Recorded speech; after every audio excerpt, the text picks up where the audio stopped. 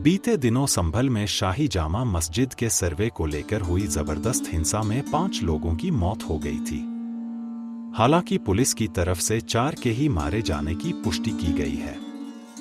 हिंसा के बाद से ही यह विवाद राजनीतिक चर्चा का केंद्र बना हुआ है। संसद से लेकर संभल तक अपने अपने हिसाब से राजनीतिक रोटियां सेंकी जा रही हैं। संभल की शाही मस्जिद से लेकर खवाजा अजमेर शरीफ की दरगाह को लेकर दायर मुकदमे पीछे हो चुके हैं। इस समय हावी है तो बस राजनीति, जबकि सभी लोग जानते हैं कि मामले का हल आखिर में कोर्ट से ही निकलेगा।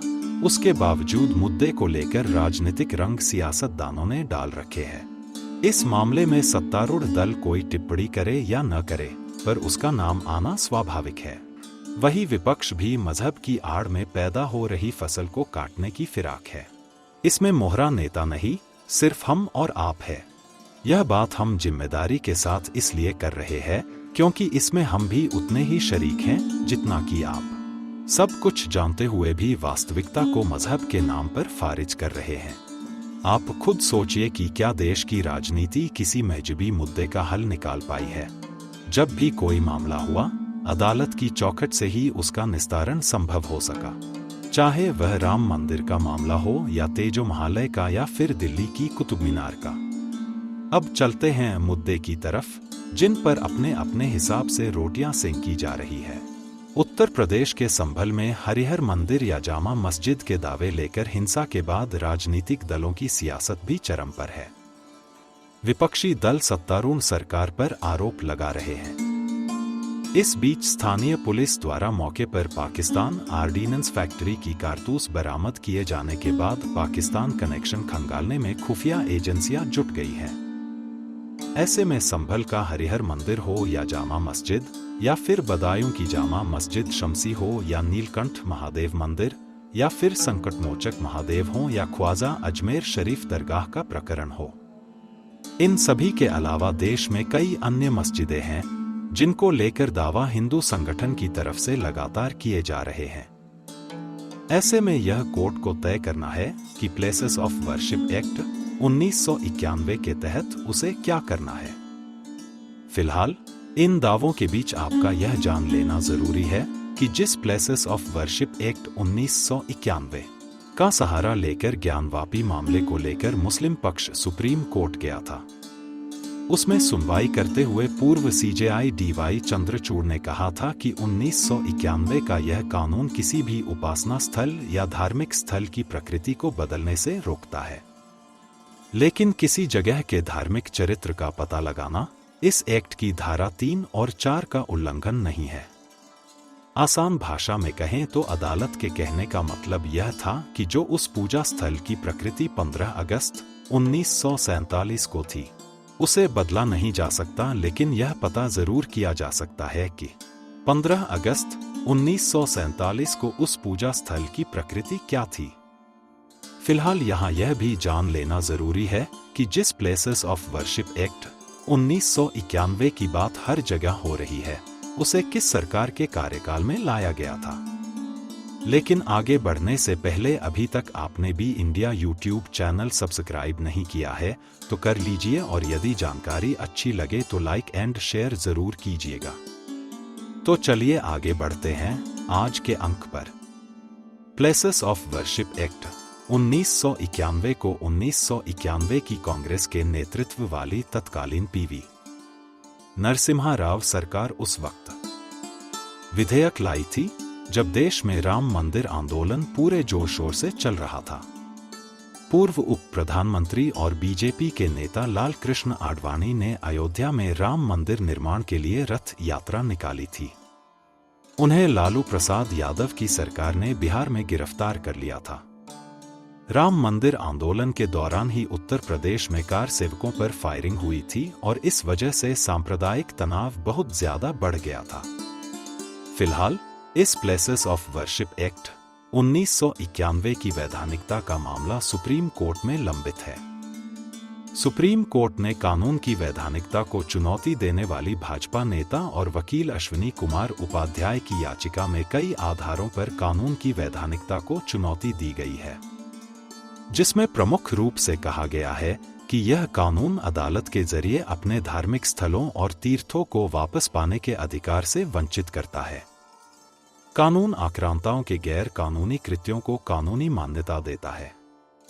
यह कानून हिंदू लॉ के सिद्धांत की मंदिर की संपत्ति कभी समाप्त नहीं होती, चाहे बाहरी व्यक्ति वर्षों उसका उपयोग क्यों न करता रहा हो, भगवान न्यायिक व्यक्ति होते हैं, का उल्लंघन करता है। कानून हिंदू, बौद्ध, जैन और सिखों को अपने पूजा स्थलों और तीर्थों का वापस कब्जा पाने से वंचित करता है, जबकि मुसलमानों को वक्फ कानून की धारा 7 के तहत ऐसा अधिकार मिला हुआ है।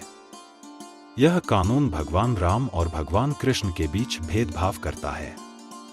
इसमें राम जन्मस्थान को छोड़ दिया गया, परंतु मथुरा में कृष्ण जन्मस्थान को नहीं छोड़ा गया, जबकि दोनों विष्णु के अवतार हैं। यह कानून अनुच्छेद 25 के तहत हिंदू, जैन, बौद्ध और सिखों को धर्म के पालन और उसके प्रचार के मिले अधिकार को बाधित करता है। अनुच्छेद 26 में मिले धार्मिक स्थल प्रबंधन अधिकार को बाधित करता है। केंद्र को ऐसा कानून बनाने का अधिकार नहीं है, क्योंकि संविधान में तीर्थ स्थल और पब्लिक ऑर्डर राज्य का विषय है। इस मामले में उत्तर प्रदेश की सरकार की तरफ से न्यायिक जांच आयोग का गठन भी किया जा चुका है। न्यायिक जांच कमेटी मौके का दौरा भी कर चुकी है।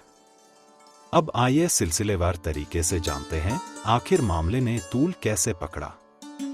संभल में कैला देवी मंदिर के महंत ऋषिराज महाराज और उनके साथ मिलकर कुछ लोगों ने 19 नवंबर को जिला अदालत एक याचिका में दाखिल की। याचिका में उनका दावा है कि मस्जिद का निर्माण 1526 में वहां मौजूद मंदिर को तोड़कर किया गया था। मस्जिद असल में हरिहर मंदिर है। अदालत ने 19 तारीख को ही मस्जिद परिसर के सर्वे का आदेश पारित कर दिया और उसी दिन अदालत के आदेश पर मस्जिद परिसर का पहला सर्वे भी हुआ।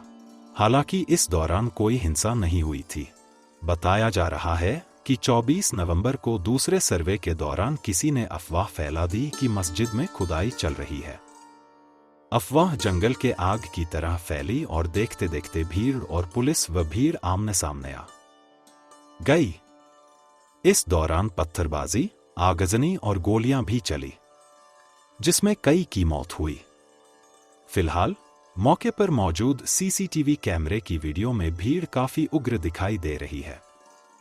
पुलिस का कहना है कि घटना में मरने वाले भीड़ की गोलियों का निशाना बने।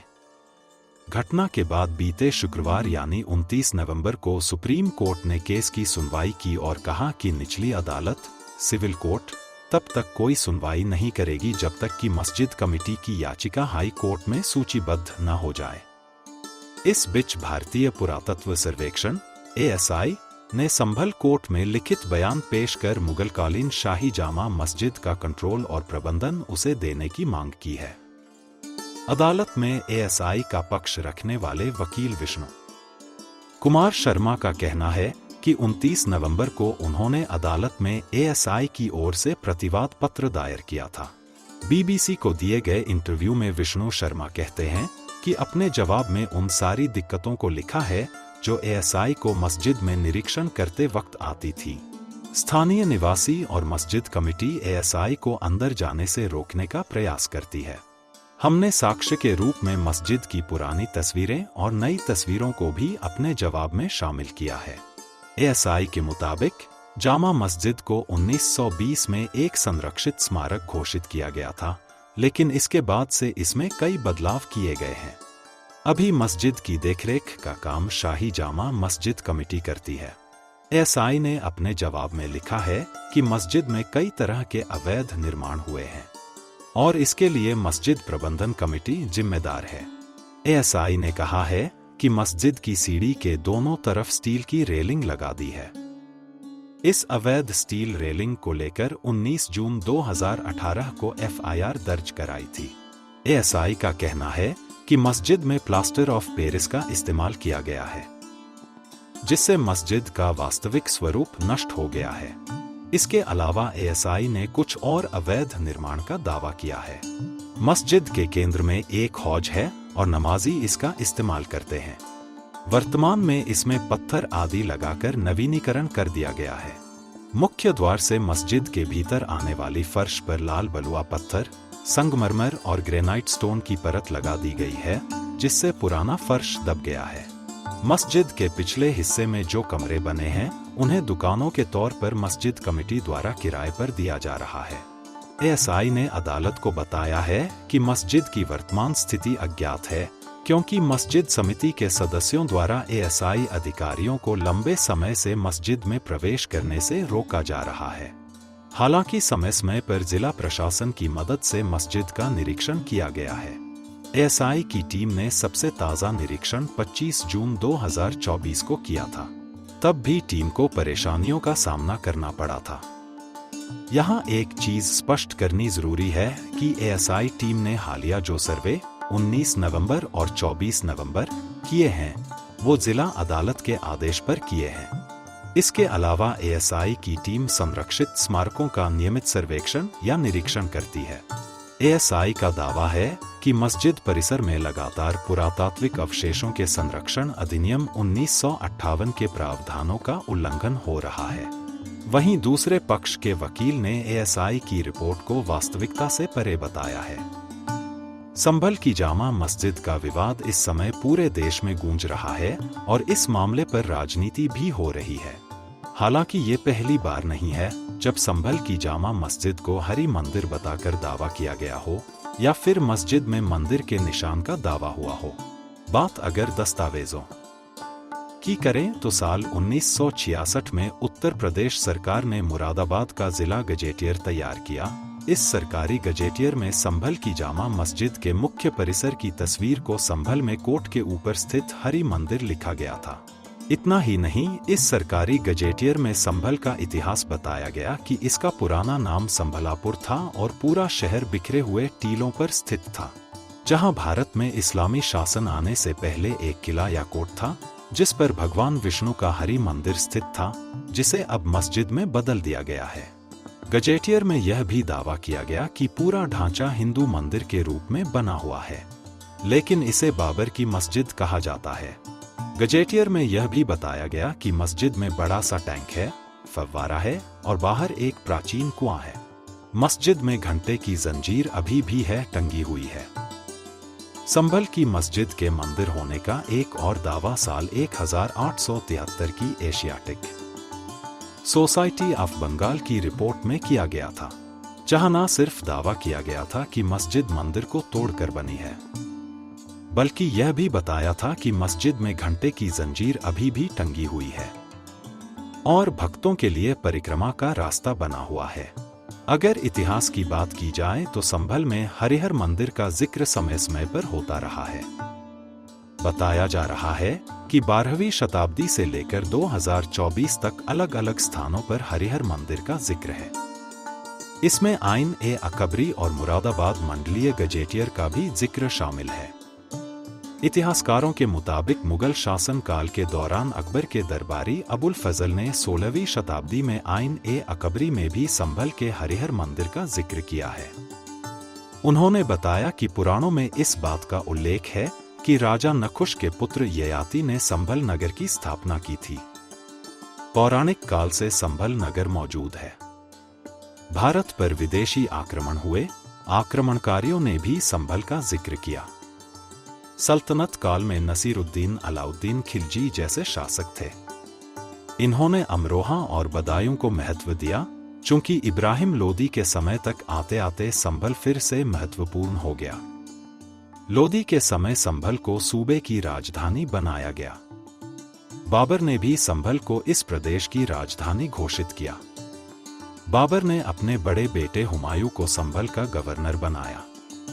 जब हुमायूं आगरा का शासक बना तब उसने अपने छोटे भाई असगरी को संभल का गवर्नर बना दिया। संभल एक महत्वपूर्ण राजनीतिक केंद्र पहले से ही रहा है। पृथ्वीराज चौहान के बाद जिन शासकों ने आक्रमण किया, उन्होंने संभल को अपने सूबे का केंद्र बनाया था। 1911 के मंडलीय गजेटियर में इसका उल्लेख है। इसी आधार पर 2024 के गजेटियर में हरिहर मंदिर का जिक्र है।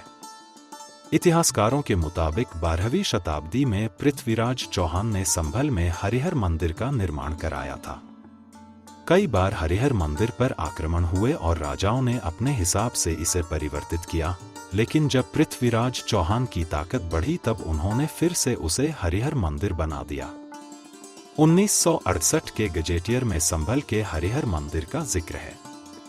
साथ ही कहा कि प्राचीन काल के जो इतिहासकार हुए और ब्रिटिश काल के प्यूहरल और नेविल इन दोनों लेखकों के द्वारा लिखे गए गजेटियर में संभल के हरिहर मंदिर का उल्लेख किया गया है।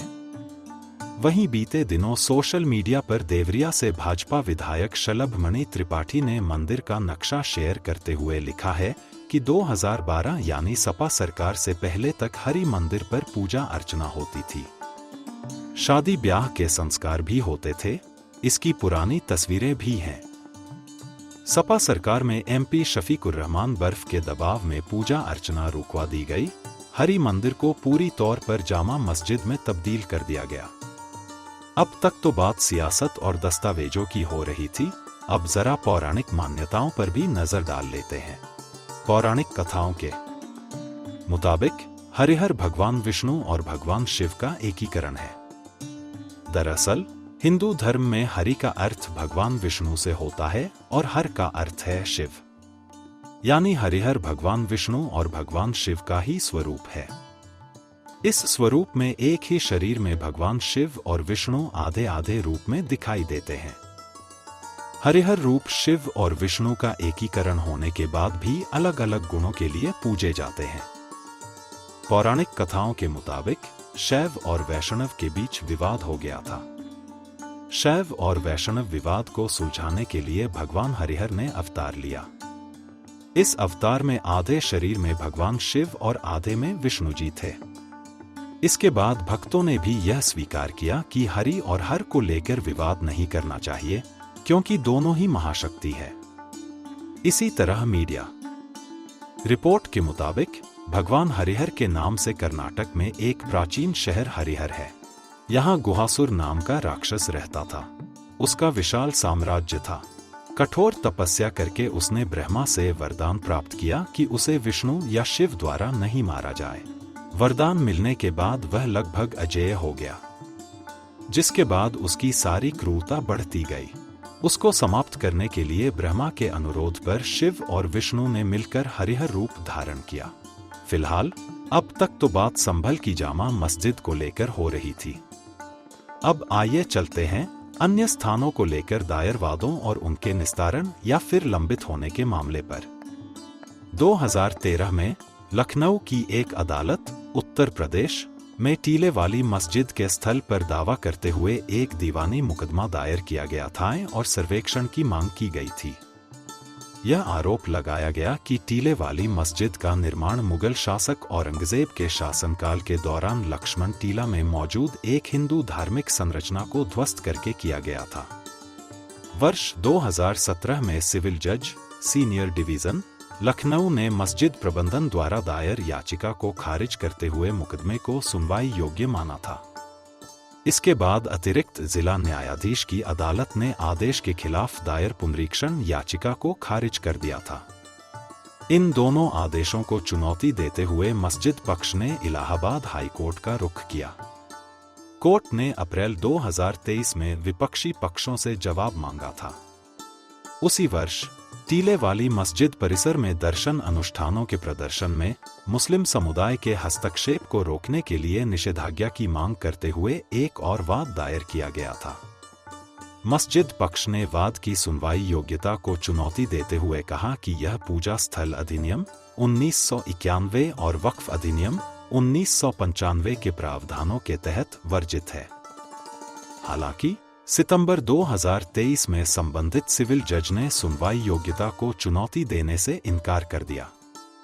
हालांकि मस्जिद प्रबंधन ने एक पुनरीक्षण याचिका दायर की, लेकिन उसे भी फरवरी 2024 में खारिज कर दिया गया। इसी तरह वर्ष 2020 में एक जैन देवता की ओर से दिल्ली की अदालत में एक वाद दायर किया गया था। जिसमें दावा किया गया था कि महरौली में कुतुब मीनार परिसर के भीतर स्थित कुव्वत उल इस्लाम मस्जिद को 27 मंदिरों के खंडहरों का उपयोग करके बनाया गया था। विशेष आरोप यह था कि मौजूदा मस्जिद के निर्माण के लिए मुगल सम्राट कुतुबुद्दीन ऐबक के शासन में 1198 में लगभग 27 हिंदू और जैन मंदिरों को नष्ट कर दिया गया था। मामले में एएसआई ने प्रार्थनाओं का विरोध करते हुए कहा कि कुतुब मीनार पूजा का स्थान नहीं है और संरक्षित स्मारक की मौजूदा स्थिति को बदला नहीं जा सकता है। एएसआई का यह भी दावा था कि स्मारक को संरक्षण प्रदान किए जाने के समय पूजा नहीं की जाती थी, तो पूजा को फिर से शुरू करने की अनुमति नहीं है। अंततः सिविल कोर्ट ने पाया कि वाद को पूजा स्थल अधिनियम के प्रावधानों द्वारा वर्जित किया गया था। कोर्ट शिकायत को खारिज कर दिया। कोर्ट ने टिप्पणी की कि अतीत की गलतियां वर्तमान शांति को भंग करने का आधार नहीं हो सकती हैं और कहा कि पूजा स्थल अधिनियम के उद्देश्य को लागू करने के लिए हर संभव प्रयास किया जाना चाहिए, जिसका उद्देश्य राष्ट्र के धर्मनिरपेक्ष चरित्र को बनाए रखना है। सिविल कोर्ट के आदेश को अतिरिक्त जिला न्यायाधीश के समक्ष चुनौती दी गई और मामला लंबित है। अगली सुनवाई 12 दिसंबर को निर्धारित है। 1991 में काशी विश्वनाथ मंदिर, जिसके पास ज्ञानवापी मस्जिद स्थित है, के भक्तों द्वारा एक वाद दायर किया गया था, जिसमें आरोप लगाया गया था कि मुगल सम्राट औरंगजेब द्वारा भगवान विश्वेश्वर मंदिर को नष्ट करने के बाद मस्जिद का निर्माण किया गया था। हालांकि वाद की कार्यवाही स्थगित रही। 2021 में महिला भक्तों द्वारा एक और वाद दायर किया गया था, जिसमें मस्जिद में प्रतिदिन पाए जाने वाले कुछ देवताओं की पूजा करने का अधिकार मांगा गया था। मई 2022 में इस मामले में एक बड़ा मोड़ आया, जब एक एडवोकेट कमिश्नर ने दावा किया कि मस्जिद के वजूखाना क्षेत्र में एक शिवलिंग पाया गया था। वाराणसी ट्रायल कोर्ट ने उस स्थान को सील करने का निर्देश दिया जहां कथित तौर पर शिवलिंग पाया गया था। सुप्रीम कोर्ट ने स्पष्ट किया कि वाराणसी कोर्ट का आदेश मुसलमानों के मस्जिद में नमाज पढ़ने और धार्मिक अनुष्ठान करने के अधिकार को प्रतिबंधित नहीं करेगा। सुप्रीम कोर्ट ने मुकदमों को वाराणसी जिला न्यायालय में स्थानांतरित कर दिया। सितंबर 2022 में वाराणसी कोर्ट ने पूजा स्थल अधिनियम द्वारा वर्जित होने के कारण मुकदमे को खारिज करने की मस्जिद प्रबंधन की याचिका को खारिज कर दिया। मई 2023 में इलाहाबाद हाई कोर्ट ने वाराणसी कोर्ट के आदेश को बरकरार रखा। दिसंबर 2023 में कुछ अन्य मुकदमों के सुनवाई योग्य होने को हाई कोर्ट ने बरकरार रखा। जुलाई 2023 में वाराणसी कोर्ट ने एएसआई को सील किए गए क्षेत्र वजूखाना को छोड़कर ज्ञानवापी मस्जिद परिसर का वैज्ञानिक सर्वेक्षण करने का निर्देश दिया। 4 अगस्त को सुप्रीम कोर्ट ने एएसआई को गैर आक्रामक तरीकों से सर्वेक्षण करने से रोकने से इनकार कर दिया। जनवरी 2024 में वाराणसी की अदालत ने ज्ञानवापी परिसर के सीलबंद तहखानों व्यास जी का तहखाना में से एक के अंदर हिंदू अनुष्ठान करने की अनुमति दी। इस आदेश को चुनौती देने वाली याचिका को इलाहाबाद हाई कोर्ट ने खारिज कर दिया। अप्रैल 2024 में सुप्रीम कोर्ट ने प्रदर्शन पर यथास्थिति बनाए रखने का आदेश दिया। मस्जिद में नमाज और तहखाने में हिंदू रीति रिवाजों के पालन की अनुमति नहीं है। हाल ही में सुप्रीम कोर्ट की सुनवाई में वादीगण ने बताया कि सभी मुकदमों को एकीकृत करने और वाराणसी जिला न्यायालय से इलाहाबाद हाई कोर्ट में उनके स्थानांतरण की मांग करते हुए एक आवेदन दायर किया गया है।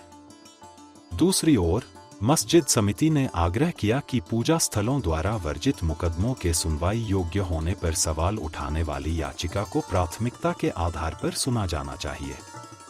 पक्षों की सुनवाई के बाद सुप्रीम कोर्ट ने मस्जिद के सील किए गए क्षेत्र का एएसआई सर्वेक्षण करने की मांग करने वाले वादीगण द्वारा दायर आवेदन पर मस्जिद समिति से जवाब मांगा। मामले की सुनवाई 17 दिसंबर को होगी। मध्य प्रदेश के भोजशाला 11वीं शताब्दी का एएसआई संरक्षित स्मारक है, जिसे हिंदू देवी सरस्वती को समर्पित मंदिर मानते हैं, जबकि मुसलमान इसे कमाल मौला मस्जिद मानते हैं। 2003 के समझौते के अनुसार हिंदू मंगलवार को भोजशाला परिसर में पूजा करते हैं, जबकि मुसलमान शुक्रवार को वहां नमाज अदा करते हैं। 2022 में हिंदू फ्रंट फॉर जस्टिस ने मध्य प्रदेश हाईकोर्ट के समक्ष एक रिट याचिका दायर की, जिसमें परिसर में मुसलमानों द्वारा नमाज अदा करने पर रोक लगाने की मांग की गई।